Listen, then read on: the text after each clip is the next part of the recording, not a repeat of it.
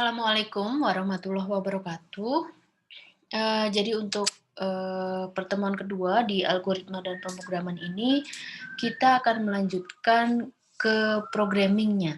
Kalau yang kemarin di pertemuan pertama itu kita sudah membahas dari sisi algoritma, bagaimana membuat algoritma untuk menyelesaikan permasalahan.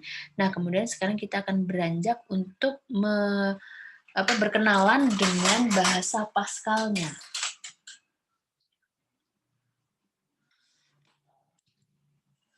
Nah, jadi di sini, akan kita bahas, 2 hal besar gitu ya. Yang pertama adalah struktur dan elemen bahasa Pascal, kemudian yang kedua, pemrograman sederhana dalam bahasa Pascal.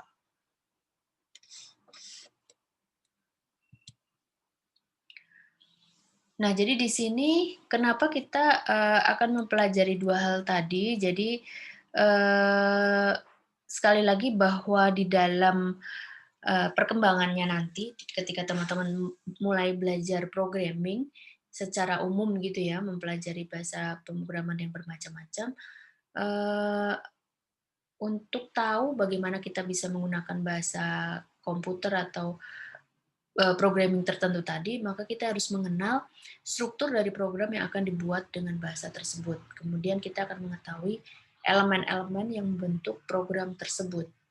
Jadi kayak kita harus tahu terlebih dahulu struktur dalam hal ini adalah Pascal ya, karena kita mau belajar programming dengan Pascal, bagaimana struktur bahasa Pascal tersebut.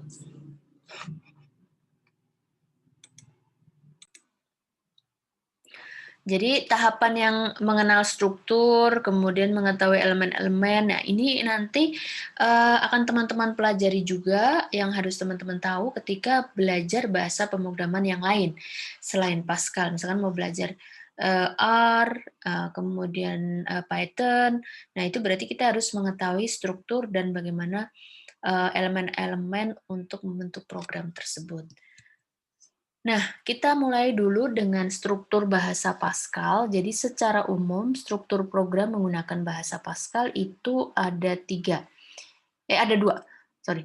Yang pertama ada judul program, di sini ada 2 dulu, ya. Ada judul program, kemudian ada blok program atau badan program. Jadi di blok program atau badan program ini terdiri dari 2 bagian, yaitu bagian deklarasi. Deklarasi ini deklarasi label, konstanta, tipe, variabel, prosedur fungsi, yang masing-masing nanti kita akan pelajari, seiring dengan kita, makin belajar bahasa Pascal, gitu. Kemudian, bagian pernyataan, jadi setelah kita deklarasikan variabelnya, tipe datanya gitu ya, kita lanjutkan ke bagian pernyataan. Jadi kalau di flowchart yang kemarin, kita mulai dulu dari judul, kemudian ada proses deklarasi gitu ya. Kita menuliskan, ada berapa variabel, tipe datanya apa, kita isi dengan angka tertentu, misalkan konstanta tertentu misalkan, atau kita mulai dari angka tertentu. Nah, kemudian baru ke prosesnya, ke bagian pernyataan. Nah, ini adalah struktur bahasa Pascal yang sederhana, yaitu di sini diawali dengan judul program, kemudian dituliskan nama programnya. Biasanya di sini dia memiliki aturan-aturan tertentu untuk penulisan judul program gitu ya. Kemudian setelahnya ada badan program.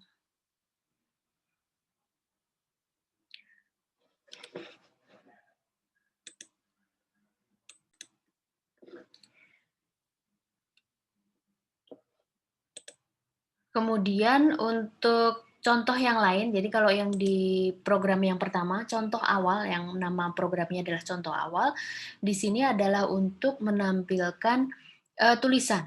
Jadi, bikin, kemudian write line, saya Pascal, write line saya baru kenal. Nah ini, yang diapit tanda bikin dan end itu adalah badan program. Ini adalah judul program. Kemudian untuk contoh yang lain, ini ada, program, nama program, judul program. tampil namanya, kemudian ada deklarasi. Jadi ada di proses deklarasi, variabel yang namanya nama, tipe datanya adalah string, yang panjangnya 10. Kemudian, begin dan end, di dalam sini adalah badan program. Jadi di sini ketika diperhatikan strukturnya itu berbeda antara, contoh awal dengan tampil tadi ya. Untuk yang di contoh awal yang nggak ada apa? Yang tidak ada adalah bagian deklarasi. Kenapa program itu tidak harus ada bagian deklarasi? Nah, itu, tergantung dari program yang mau kita buat. Kalau memang, program yang kita buat itu hanya menampilkan output seperti ini saja, tanpa harus, menggunakan variabel tertentu, tipe data tertentu, maka program tersebut bisa saja dituliskan tanpa, badan program tanpa, deklarasi. Nah, tapi nanti teman-teman akan lebih banyak menggunakan struktur yang ini ya. Jadi ada judul program, nama program, kemudian bagian deklarasi, kemudian bagian pernyataan. Nah, bagaimana aturan untuk menuliskan masing-masing bagian tadi? Judul program, deklarasi, maupun pernyataan. Untuk yang pertama, pada bagian judul, judul program ini sifatnya adalah opsional. Kemudian, jadi maksudnya,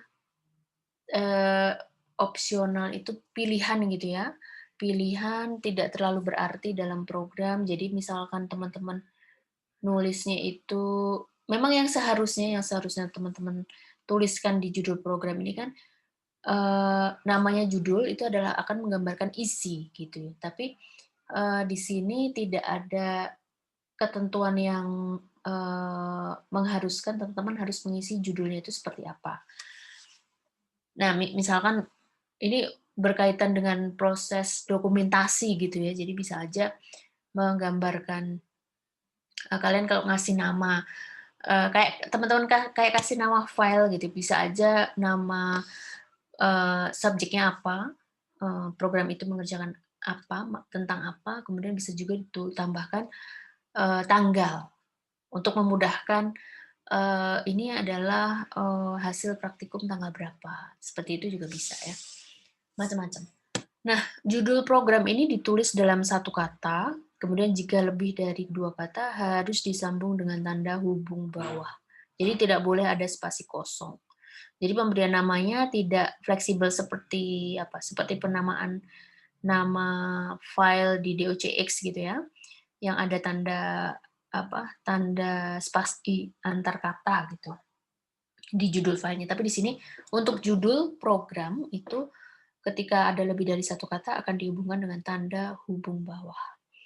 Kemudian bersifat dokumentasi, tidak berkaitan dengan proses program. Jadi hanya untuk membantu mengidentifikasikan program yang kalian tulis itu tentang apa. Nah, kemudian untuk bagian yang kedua itu adalah badan program. Jadi badan program ditulis di antara begin dan end. Nah, jadi di sini yang dimaksud dengan badan program itu adalah yang di antara begin dan end. Jadi untuk menunjukkan itu adalah badan program, kalian tuliskan begin di awal dan jangan lupa dituliskan end di akhir. Kadang-kadang suka nggak match, dituliskan begin-nya di atas, tapi di bagian bawah itu tidak ada end-nya. Jadi ketika nggak ada end dalam satu penulisan program, maka akan ditandai sebagai error. Itu berarti bahwa ketika nanti di-compile, maka di dalam badan program itu, si compilernya itu tidak menemukan tanda akhir gitu. Jadi akan ditandai sebagai error. Nah, kemudian untuk bagian deklarasi, ini deklarasi itu juga sering disebut sebagai kamus program. Nah, bagian deklarasi digunakan bila di dalam program menggunakan pengenal atau identifier. Jadi seperti tadi ya, kalau misalkan dia memerlukan proses identifikasi, ada nama variabel yang harus disebutkan, diidentifikasikan, maka kita akan membentuk yang namanya deklarasi. Tapi kalau misalkan enggak, maka di sini kita tidak menuliskan deklarasi di dalam struktur program. Kemudian pengenal ini dapat berupa label, tipe, variabel, prosedur, dan fungsi. Ini nanti penjelasannya akan dijelaskan di pertemuan ini, kemudian di pertemuan yang lain nanti khusus yang membahas tentang prosedur atau fungsi. Nah, pernyataan, jadi di dalam badan program yang di dalam tanda begin dan end, apa saja yang dituliskan di antara begin dan end itu adalah pernyataan-pernyataan di dalam program. Jadi ini di sini dituliskan peraturannya adalah umumnya dituliskan menjorok masuk beberapa kolom. Nah, tetapi apakah mau dibuat rata kiri semua atau dibuat menjorok ini jadi dibuat masuk 1 tab, 2 tab atau kalau misalnya pakai spasi gitu ya, ada beberapa spasi ke kanan gitu. Nah, ini pemberian pemberian space ke kanan tadi itu tidak akan berpengaruh terhadap proses kompilasi maupun running program, tetapi hanya akan mempermudah pembacaan program. Akan terlihat gitu bagian-bagiannya menjadi lebih mudah dibaca. Jadi yang di sini yang dimaksud dengan ini menjorok ke beberapa spasi ke kanan gitu. Kalau misalkan ditulis satu jalur rata kiri sama seperti begin dan end-nya, bagaimana? Nggak apa-apa, karena tidak akan mempengaruhi proses kompilasi maupun running, tapi di sini akan lebih mudah untuk ditandai gitu. Jadi di sini kan ada begin, end langsung kelihatan. Ini teman-teman ngelihat, kayaknya sama aja sih mau di rata kiri atau mau dibikin menjorok. Nanti akan terlihat perbedaannya apabila teman-teman sudah membuat aplikasi atau menuliskan program dalam skala yang lebih besar. Kalau ada banyak baris gitu ya, nanti ketika dibuat identifikasi menjorok seperti ini akan mudah untuk mengidentifikasi. Tadi di bagian bawah udah ada N-nya belum ya? Kemudian siapa tahu nanti di dalamnya itu masih ada struktur penulisan lain. Misalkan di sini ada perintah if, nah itu nanti dibuat menjorok lagi ke kanan. Perintah atau statement-statement di dalam if akan dimasukkan ke baris yang di bawahnya tapi lebih menjorok lagi dan seterusnya. Jadi ketika mau dibaca itu akan lebih mudah menunjukkan bagian-bagian dari pernyataan program. Nah, kemudian setiap akhir pernyataan harus diakhiri dengan tanda titik koma. Ini tadi contohnya di sini diakhiri dengan tanda titik koma. Ya, kalau misalkan kita biasa menulis kalimat gitu ya, menulis pakai manual atau typing di Microsoft Words, kan akhir kalimat pakai tanda titik. Nah, ini untuk di Pascal nanti pakai ditambahin koma, titik koma. Jangan sampai lupa. Kalau misalkan lupa gimana? Nggak apa-apa, karena nanti pada saat di-compile itu pasti akan ditandai sebagai error. Nah, ketika terjadi error, tinggal dicari. Di situ sudah ditunjukkan nomor baris yang terjadi error gitu ya, sehingga bisa dengan lebih mudah untuk diperbaiki. Nah, kemudian kita beranjak ke elemen-elemen program Pascal. Ini terdiri dari beberapa bagian. Ada simbol-simbol dasar, reserve words, identifier, tipe data, tanda operasi, dan komentar program. Kita masuk dulu ke bagian yang pertama, simbol-simbol dasar. Jadi program Pascal ini adalah terdiri dari huruf, angka, dan simbol khusus. Untuk huruf ya berarti abjad yang ada di keyboard kalian itu A besar, Z besar, A kecil, Z kecil, garis bawah gitu ya. Nah, di sini yang perlu diingat bahwa huruf besar dan huruf kecil dianggap sama, tidak dibedakan. Nah, jadi biasanya kalau menulis program ya berarti biasanya kita menghindari huruf besar gitu ya, karena kalau huruf besar itu kan harus pada saat ngetik di keyboard itu kan ada tombol tambahan yang harus ditekan kan, kayak tombol shift atau tombol caps lock. Nah, itu kadang suka bikin ribet gitu. Jadi biasanya itu kita semuanya pada saat penamaan variabel dan, pada saat penulisan, statement-statement-nya itu biasanya yang lebih mudah dilakukan adalah dengan menggunakan huruf kecil semua. Kemudian angka yang digunakan, 0 sampai 9 gitu ya, kemudian simbol-simbol khusus, itu ada yang di keyboard bagian atas gitu ya, ada tanda kali, bagi, plus, minus, sama dengan, slash gitu ya. Kemudian, tanda dolar dalam kurung, star, dan sebagainya. Kemudian reserved words. Nah, untuk yang reserved words ini maksudnya adalah kata-kata, ini maksudnya kata-kata dalam bahasa Inggris gitu ya, kalau nanti untuk membantu mengingat-ingat. Jadi ini adalah kata-kata dalam bahasa Inggris yang sudah dipesan oleh Pascal. Jadi reserved words ini tidak bisa digunakan sebagai nama identifier. Misalkan kita mau bikin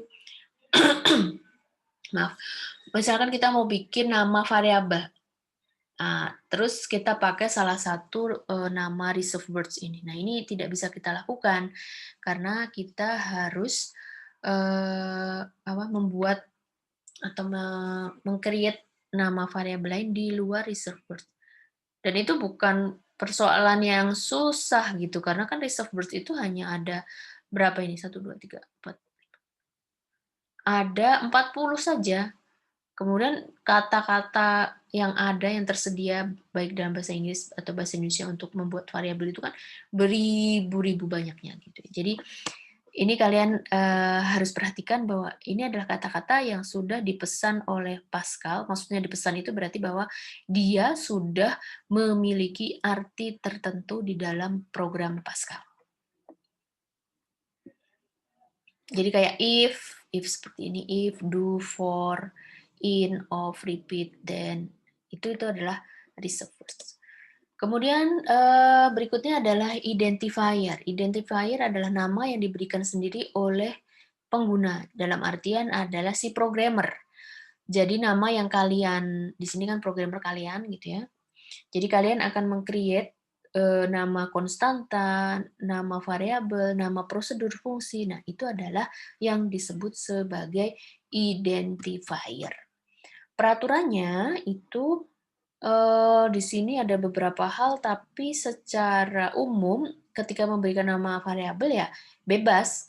Tapi yang paling mudah itu adalah memberikan nama variabel yang menunjukkan nanti variabelnya itu untuk apa. Contohnya kalau kemarin di algoritma menghitung luas persegi panjang ada akan memasukkan nilai panjang. Nah, berarti nanti nama variabelnya adalah panjang. Lebar, lebar. Kalau misalkan nama variabelnya singkat P dan L, boleh. Atau kalau misalkan namanya A dan B, boleh juga gitu. Tapi perlu diingat bahwa nanti ketika teman-teman membuat program, menuliskan program dengan skala yang lebih besar, penamaan variabel ini akan menjadi sangat penting. Karena kalau misalkan teman-teman ngasih nama variabelnya itu acak, nggak ada pola gitu ya, nanti malah akan kesulitan. Tadi di atas yang sudah dideklarasikan itu variabel apa ya? Maksudnya panjang, tapi pas ketika dicari ternyata belum di-create. Yang ada adalah variabel yang lain misalkan. Nah, itu kan akan membingungkan. Jadi sebaiknya kalian menamai variabel itu sesuai dengan fungsinya. Akan diisi dengan angka apa? Sama, berarti di sini tidak ada perbedaan antara huruf besar, huruf kecil, kemudian tidak boleh mengandung spasi. Terus untuk diingat pemberian nama variabel nggak usah panjang-panjang, singkat saja. Kenapa? Kalau panjang-panjang ribet nulisnya. Nanti pada saat mau memanggil atau menuliskan nama variabel tersebut, namanya terlalu panjang misalkan. Biar biar anti mainstream, biar beda sama yang lain-lain. Kalau bikin nama variabel itu sampai beberapa sampai panjang banget misalkan. Nah itu, sebenarnya nggak masalah gitu ya, tapi nanti dalam kepraktisan itu akan terasa gitu. Jadi ketika nanti mau dipanggil harus menuliskan proses, berarti akan menuliskan nama variabel tersebut, ada kemungkinan malah salah gitu, malah jadi nggak praktis, gitu. Kemudian, tidak boleh mengandung simbol-simbol khusus kecuali garis bawah. Simbol khusus itu berarti yang ini tadi, simbol khusus ini tidak bisa dijadikan nama variabel. Sekali lagi, oh berarti susah dong bikin nama variabel. Ya enggak, kan nama variabel itu juga ada ribuan, puluhan ribu, ratusan ribu kata yang ada kan yang bisa kalian jadikan nama variabel. Panjangnya bebas, tetapi hanya 63 karakter pertama yang dianggap signifikan. Jadi, yang akan terpanggil, maksudnya yang akan ditandai sebagai nama identifier itu hanya 63 karakter pertama. Ini berarti bahwa tapi kan ini 63 karakter itu kan udah panjang banget ya, jadi aku apa ya, nggak menyarankan untuk membuat sepanjang ini, gitu. Itu akan wasting your time hanya untuk mengidentifikasi, mengingat-ingat nama variabel kalian gitu. Nah, kemudian untuk contoh identifier. Jadi di sini contohnya nama siswa benar. Jadi ada N besar, S besar gitu ya, terus disambung. Kan nggak boleh ada spasi kan di antara dua kata.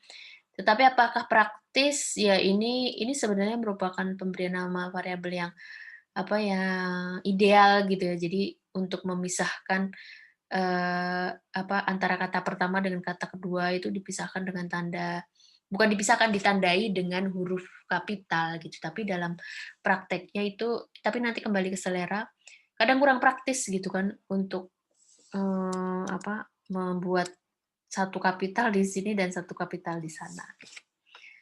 Terus pakai tanda hubung, nomor induk ini benar, P3K benar. Nah, kemudian ini salah karena karakter pertama itu dimulai dengan angka, ini salah, berarti harus dimulai dari huruf karakter pertama. Kemudian A dan B ini dia ada karakter khusus, maka ini tidak boleh. Kemudian A spasi B salah karena ada spasinya, jadi tidak boleh pakai spasi. Kemudian ke tipe data. Nah, tipe data di Pascal itu ada 4. Ada tipe data sederhana, kemudian string, pointer, dan terstruktur. Nah, di sini untuk tipe data yang sederhana itu ada ordinal dan real. Jadi ordinal itu standar dan atau didefinisikan pengguna. Terus ini di standar ada integer, karakter, dan boolean. Kemudian untuk yang terstruktur itu ada array, record, himpunan, dan file. Ini tidak apa nanti dalam perjalanannya, maksudnya di awal-awal ini kita nggak sampai yang kita pakai semua dulu, kita pakai semua enggak, tapi baru yang sederhana, string gitu ya. Belum sampai yang array, record, itu nanti akan ada di pertemuan setelah UTS kalau nggak salah. Jadi kita masih pakai yang integer, karakter, boolean, gitu-gitu. Jadi nggak semuanya langsung akan kita pakai pada pertemuan berikutnya. Bertahap, dalam pembelajarannya juga bertahap. Nah, untuk di tipe data itu setiap variabel yang digunakan harus dideklarasikan. Jadi harus disebutkan gitu ya. Jadi nggak bisa langsung tiba-tiba muncul di proses, tetapi harus ada di bagian deklarasi, terus ditentukan tipe datanya. Tipe datanya apa? Kemudian tiap tipe data dalam apa?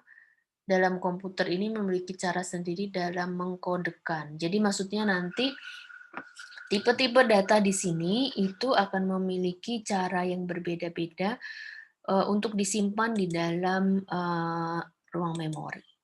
Contohnya seperti ini, ada 5 macam tipe data integer. Jadi pertama adalah integer gitu ya, tipe data integer. Tipe data integer di sini dia merupakan tipe data standar gitu ya. Kemudian maksudnya di sini ordinal, maksudnya di sini untuk integer ini adalah untuk bilangan bulat, gampangnya seperti itu. Nah, ada 5 tipe integer, jadi untuk menyatakan bilangan bulat saja itu bisa 5 cara. Ada byte, sort in, integer, word, dan long in. Yang membedakan adalah di ukuran memori dan jangkauan nilai. Jadi jangan lupa bahwa setiap tipe data integer itu memiliki jangkauan nilai yang berbeda-beda. Eee, Implikasinya apa? Jadi kalau misalkan kalian memiliki proses di mana hasil dari proses penghitungan itu lebih dari 255. Nah, ketika kalian hanya menggunakan tipe data byte, maka hasilnya itu tidak bisa ditampilkan, tidak bisa dikeluarkan gitu. Tidak bisa ditampilkan hasilnya karena sudah di luar jangkauan dari variabel tersebut yang hanya dideklarasikan dengan byte. Kemudian solusinya apa? Nah, berarti harus dideklarasikan dengan tipe data yang lain yang memiliki jangkauan nilai yang lebih tinggi. Misalnya pakai integer atau word. Kemudian apa yang terjadi kalau misalkan terus teman-teman punya pandangan, oh berarti langsung aja semua di-set ke long in gitu daripada kita harus mengidentifikasikan di awal. Buat jaga-jaga kita. Jangan lupa bahwa jangkauan tipe data tadi selain berpengaruh ke jangkauan nilai juga berpengaruh ke ukuran memori gitu. Jadi nanti akan mempengaruhi besaran memori yang harus dipakai oleh variabel tersebut. Sekali lagi, itu nanti nggak terlalu berpengaruh gitu ya, karena komputer yang kita pakai sekarang kan punya performa yang lebih bagus, punya kapasitas yang lebih besar gitu. Tapi di sini sebagai programmer tentunya harus tahu variabel yang lebih tepat itu variabel itu akan lebih tepat jika dideklarasikan sebagai tipe data apa. Karena kan sebagai programmer kita harus tahu setiap kemungkinan dari jalannya proses yang terjadi gitu. Jadi jangan sampai ada proses yang terjadi itu karena kebetulan, karena peristiwa random. Nah itu yang berbahaya. Karena berarti kan kita nggak bisa menyiapkan ini tipe data tertentu sesuai dengan yang dibutuhkan. Contohnya ini ya, ini tadi yang saya contohkan. Jadi, seorang programmer yang baik itu akan bisa mengidentifikasikan tipe data yang sesuai dengan kebutuhan program yang dia tulis.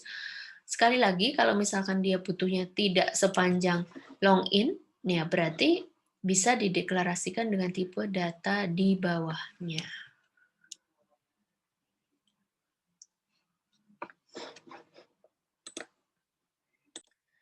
Nah, kemudian contoh.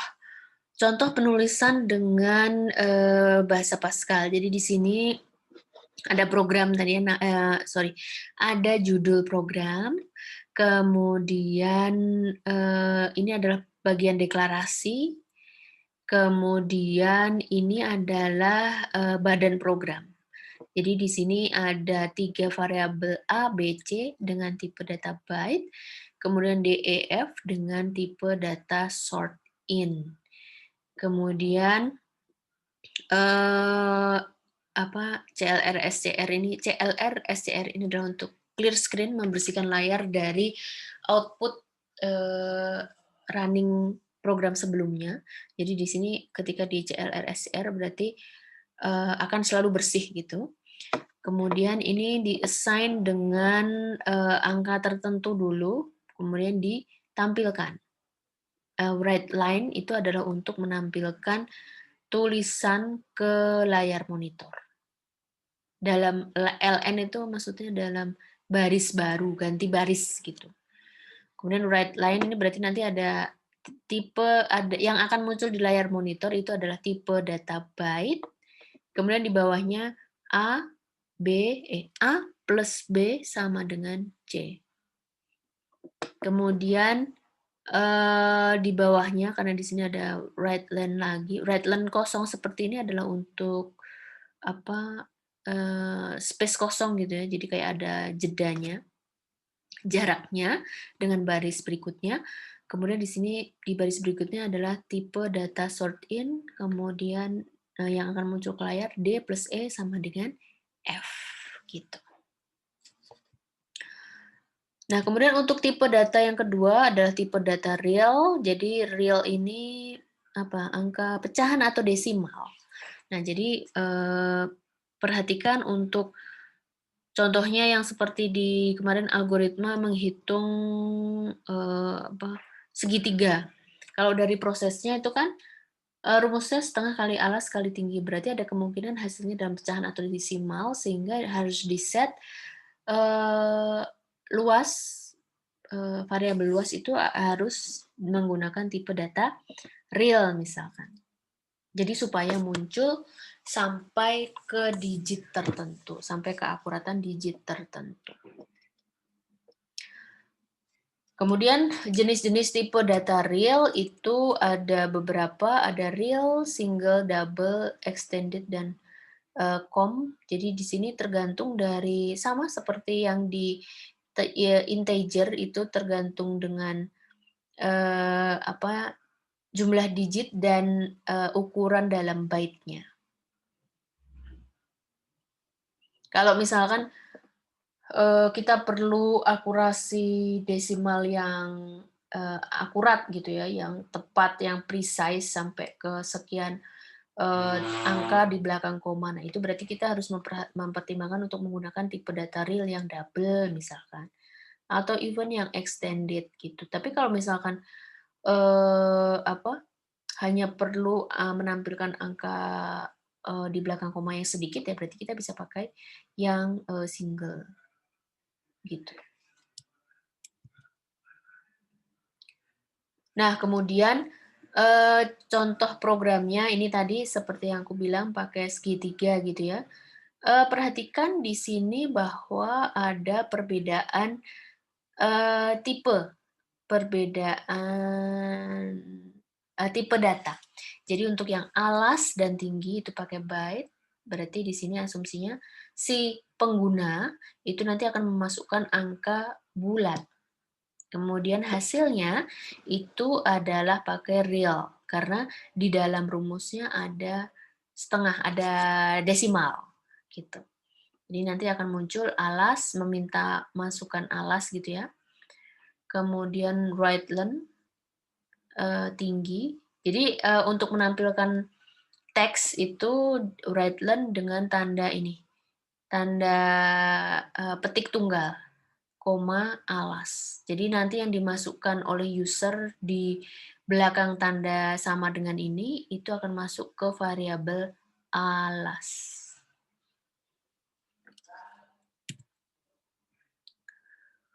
Kemudian ini contoh programnya, ini sama ya, jadi tipe real, kemudian ini untuk proses deklarasi, kemudian ini adalah baris program untuk menampilkan. Nah, jadi di sini bisa kita lihat ada 5 variabel, kemudian 5-limanya itu di-assign dengan angka yang sama. Nah, tetapi itu akan menampilkan, akan diisi dengan angka yang sama, ini kan sama, tetapi tipe datanya berbeda. Kemudian di sini itu akan diatur panjangnya, panjang digit yang akan dituliskan. Gitu. Nanti kalian bisa coba, kemudian kalian akan melihat. Jadi di sini kita bisa mengatur kalau misalnya kita hanya butuh 2 angka di belakang koma. Nah, itu berarti kita harus mengatur panjangnya yang di sini. Kemudian tipe data yang berikutnya adalah karakter. Jadi karakter ini karakter yang tunggal ya, kayak huruf tunggal gitu ya. Jadi di sini karakter yang ditulis di antara tanda petik tunggal. Penggunaannya adalah untuk menyimpan data untuk tipe data ini harus dideklarasikan dengan tipe char. Jadi tipe datanya adalah CHAR gitu. Kemudian tipe data CHAR itu hanya bisa untuk menyimpan satu karakter aja gitu. Kalau misalkan kalau kita perlu satu kata gitu yang harus disimpan, berarti kan lebih dari satu karakter gitu ya. Nah, jadi di sini kita bisa menggunakan tipe data string. Jadi ada string ini adalah urut-urutan dari karakter yang terletak di antara tanda petik tunggal. Kemudian bila karakter petik, jadi kan ini petik tunggal ya. Nah, kalau misalkan petik itu merupakan bagian dari string, jadi tanda petik itu akan bukan digunakan untuk menyatakan dia sebagai nilainya, tetapi dia merupakan isi dari data string tersebut, maka ditulis dengan menggunakan 2 buah petik tunggal berurutan. Nanti di berikutnya ada contohnya. Kemudian nilai data string akan menempati memori sebesar banyaknya karakter string ditambah dengan 1 byte. Kemudian bila panjangnya itu tidak dideklarasikan, maka dia otomatis panjangnya adalah 255 karakter. Jadi tipsnya adalah ketika teman-teman bekerja dengan string, dengan tipe data string, maka hendaknya didefinisikan panjang dari string tersebut. Kalau misalkan nggak didefinisikan, kenapa? Dia akan memesan ruang di memori itu pada level maksimal, yaitu 255. Kalau kita bekerja dengan string yang banyak, itu berarti ruang memorinya akan lebih banyak terpakai. Gitu. Ini contohnya. Jadi, proses deklarasi panjang string itu dilakukan dengan meletakkan angka di dalam tanda kurung siku. Jadi, ini berarti kita memesan string, kita memesan di ruang memori itu data untuk tipe string yang panjangnya adalah 10, namanya adalah tanggal, hari, dan pasaran. Kemudian tipe data yang berikutnya adalah boolean. Jadi tipe data boolean ini memiliki 2 buah nilai, yaitu true dan false. Jadi boolean ini hanya punya 2 nilai, true atau false. Jadi kegunaannya biasanya digunakan sebagai flag atau penanda. Kemudian tipe data ini tidak dapat dioperasikan ke dalam bentuk aritmatika. Jadi biasanya untuk true atau false itu kalau di flowchart, di algoritma flowchart itu berarti nanti yang akan digunakan di dalam proses seleksi yang setelah tanda belah ketupat yang struktur seleksi itu kan ada ya atau tidak. Nah, itu maksudnya true atau false. Jika dia true harus ngapain, jika false dia harus ngapain. Seperti itu aplikasinya. Kemudian untuk tipe data pointer ini jadi ini literally tipe data yang menunjukkan alamat di memori. Jadi suatu pointer adalah suatu variabel yang berisi alamat di memori. Jadi di sini menunjukkan letak data di memori. Jadi kayak pointer apa ya? Ilustrasinya dia kayak alamat gitu. Jadi kalau alamat kan ada nama jalan, Otista 64C. Gitu ya. Jadi isi dari variabel pointer itu ya Otista 64C. Cuma di sini di konteks Pascal ini adalah di situ adalah alamat di memori. Kemudian untuk tipe data berikutnya adalah ordinal ya. Jadi di sini maksudnya yang sesuai dengan tadi yang di bagian awal, tipe data ordinal. Jadi kalau misalkan pembagiannya itu ada yang seperti ini, maaf. Nah ini ya. Jadi tadi kalau dia didefinisikan seperti ini, maka yang sederhana itu berarti nanti dia bisa dibedakan ke ordinal, real, kemudian ordinal itu ada standar, didefinisikan pengguna, dan seterusnya.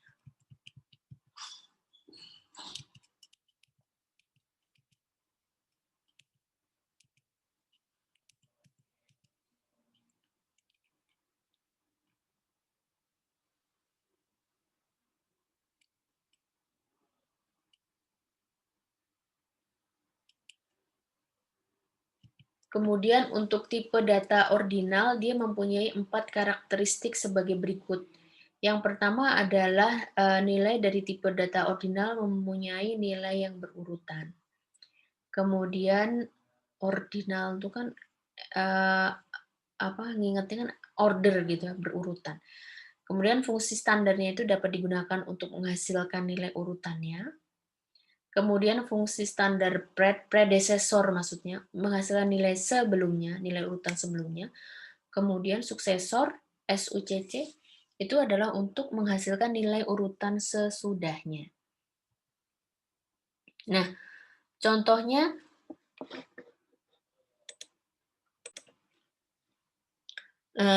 adalah kita mendefinisikan ini ya, dia sebagai ordinal gitu ya. Kemudian kita panggil kita gunakan fungsi standar ord. Kemudian ord A. Urutannya itu berarti kita akan menampilkan urutan huruf A itu ada di mana. Kemudian nanti sesudah ini pred B berarti sebelum B itu apa? Berarti kan A kan. Kemudian untuk yang suksesor C, sesudah C itu apa akan ditampilkan D. Jadi ini menampilkan urutan. Urutan apa? Di ruang memori gitu. Jadi ini bukan yang harus kalian buat dulu, berarti kalian harus memasukkan A, B, C, D dulu di awal, enggak. Tapi di sini dia langsung mengeksekusi yang ada di memori gitu. Urutan A, B, C, D-nya itu sudah ada di memori. Kemudian untuk operator, di sini assignment operator itu adalah tanda pengerjaan. Jadi kayak sama dengan ya, tanda sama dengan assignment operator, tapi di sini tanda sama dengan di dalam Pascal itu adalah ditunjukkan dengan titik 2 sama dengan. Jadi kalau misalkan di rumus penulisan matematika luas sama dengan panjang kali lebar, maka di sini di Pascal itu dituliskan luas titik 2 sama dengan panjang kali lebar. Kali itu pakai tanda bintang. Jadi titik 2 sama dengan itu adalah operator assignment. Tanda sama dengannya gitu. Kemudian operator aritmatiknya ini nanti nggak mesti harus dihafal ya, karena kan nanti otomatis ini akan terpakai, tapi dengan intensitas yang berbeda. Jadi ada beberapa operator yang akan teman-teman sering gunakan, ada operator-operator yang jarang digunakan. Gitu. Jadi yang jarang digunakan itu yang biasanya yang harus teman-teman ingat gitu. Karena kan nggak mesti kalian gunakan, bukan berarti nggak terpakai kan, itu pasti ada fungsinya. Ini adalah tipe ada jenis operasinya. Jadi ini operatornya itu menunjukkan apa, kemudian tipe operannya. Jadi yang operator dan operan. Jadi yang dijumlahkan itu misalkan A plus B. Nah, berarti A plus B-nya itu bisa tipenya integer dan real. Gitu. Jadi kalau misalkan integer plus integer, nah berarti hasilnya juga integer. Kemudian integer real plus real sama dengan real, seperti itu dan seterusnya.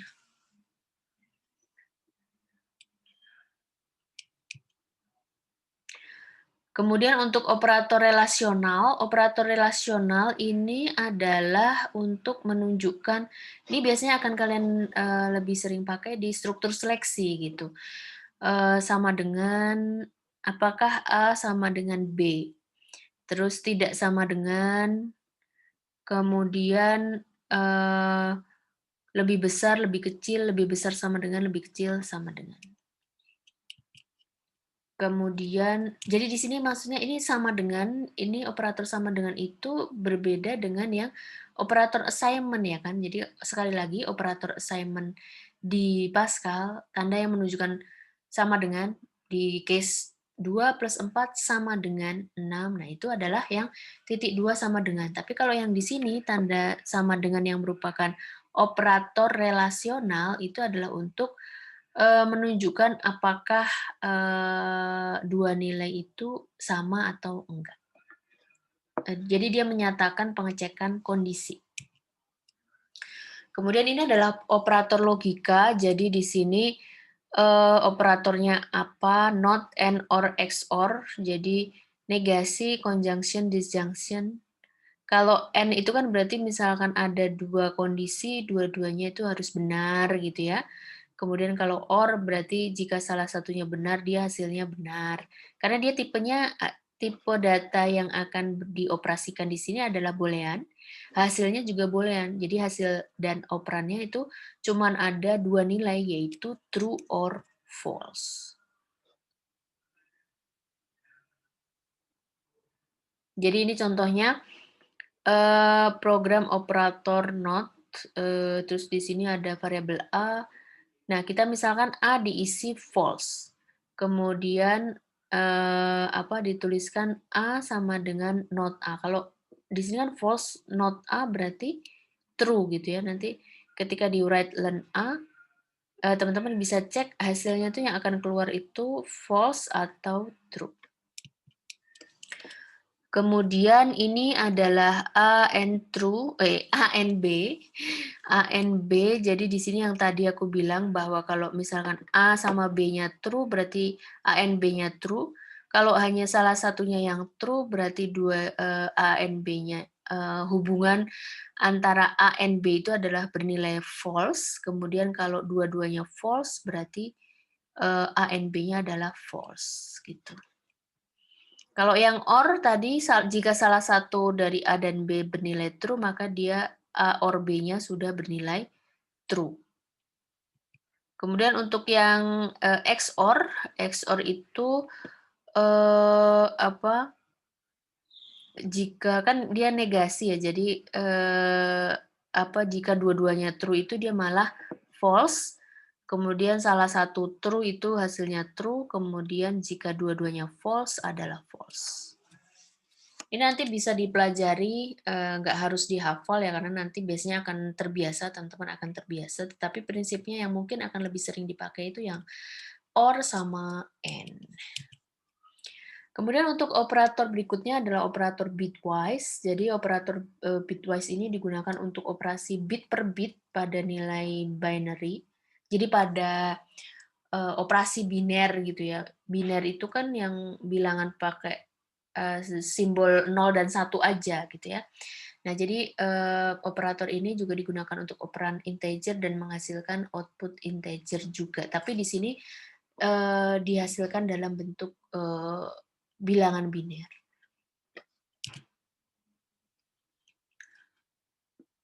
Kemudian ini adalah urutan prioritas. Jadi untuk urutan prioritas itu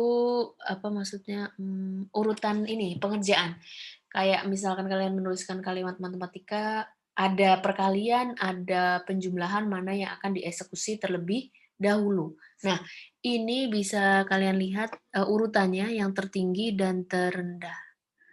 Gitu. Tapi dalam penulisannya biasanya untuk memudahkan itu, biasanya teman-teman akan mengisolasi kalimat-kalimat matematika itu di dalam tanda kurung gitu. Jadi kalau misalnya kalian membuat kalimat matematika yang panjang, nah supaya menghindari ketidakakuratan hasil yang diperoleh karena urutan prioritas yang teman-teman lupa gitu ya. Nah, itu bisa diatasi dengan mengalokasir eee, menggunakan tanda kurung gitu. Kemudian untuk yang komentar program, itu komen ya. Jadi komen ini, tujuannya adalah untuk memberi keterangan pada, program tersebut, dan ini tidak akan dieksekusi. Tapi mentang-mentang jangan dieksekusi, ya komentarnya jangan dijadiin kolom curhat gitu ya.